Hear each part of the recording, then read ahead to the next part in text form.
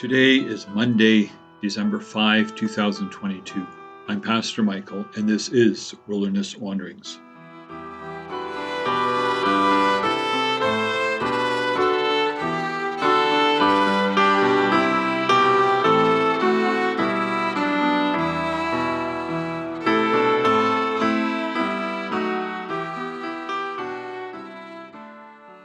Our text is from Isaiah 35.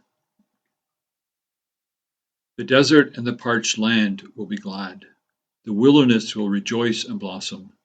They will see the glory of the Lord, and a highway will be there. It will be called the Way of Holiness. It will be for those who walk on that way. The unclean will not journey on it. Wicked fools will not go about on it. No lion will be there, nor any ravenous beast. They will not be found there, but only the redeemed will walk there, and those the Lord has rescued will return. They will enter Zion with singing. Everlasting joy will crown their heads. Gladness and joy will overtake them, and sorrow and sighing will flee away.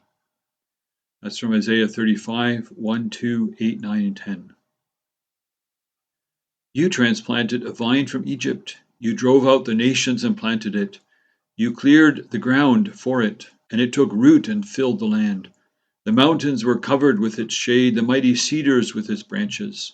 Its branches reached as far as the sea, its shoots as far as the river. So sings the psalmist, attempting to capture God's relationship with Israel. That's Psalm 80, verses 9 and 10. This is no legal contract, but a dance of lovers. However, the beloved perpetually dances away to find other partners.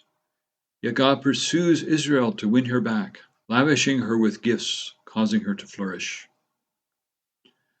As she flourishes, Israel is to be generous, passing on the gifts of God. She is to act justly and to love mercy and to walk humbly with her God.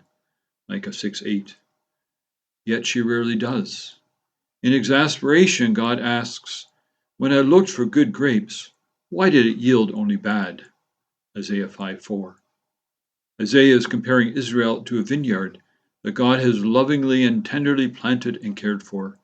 He concludes, God looked for justice, but saw bloodshed, for righteousness, but heard cries of distress. Isaiah 5:7. Because of her propensity to go after other lovers, God determines to use those same lovers to strip her bare. They will ruin and plunder her and carry her into exile. The vineyard will become a wasteland, a wilderness. She will be dry, harsh, and dangerous. Travelers will go around her rather than face her hostile conditions. Yet, God will not abandon her. Instead, he will punish those so-called lovers for going too far, for taking a perverted joy in plundering and demeaning Israel, God's beloved. As they laid Israel waste, he will lay them waste. This is where our text picks up the story. Both Israel and her lovers, turned enemies, have been laid waste. What hope is left? Now Israel pictures the desert bursting into bloom. God has once more come to the aid of his people, his beloved, to deliver her, to restore her. Israel is pictured returning to Zion, the city in which God dwells with his people. As she travels, the desert returns to life. Discouraged people are lifted, and the broken are healed. They will all see the glory of the Lord. Judah was heading towards exile. They needed a word of hope to sustain them, so they would not give in to despair. As a TV character recently said, hope is never mere, even if it is meager. To bolster Israel's meager hope, God offers this vision. And John echoes it when he writes, "The Word became flesh and made his dwelling among us. We have seen his glory, the glory of the one and only Son, who came from the Father, full of grace and truth." John 1, verse 14.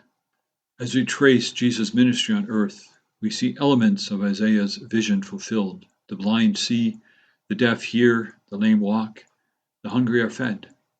The wilderness blooms. Yet, when we look around at our world, it seems more desert-like than a flourishing vineyard.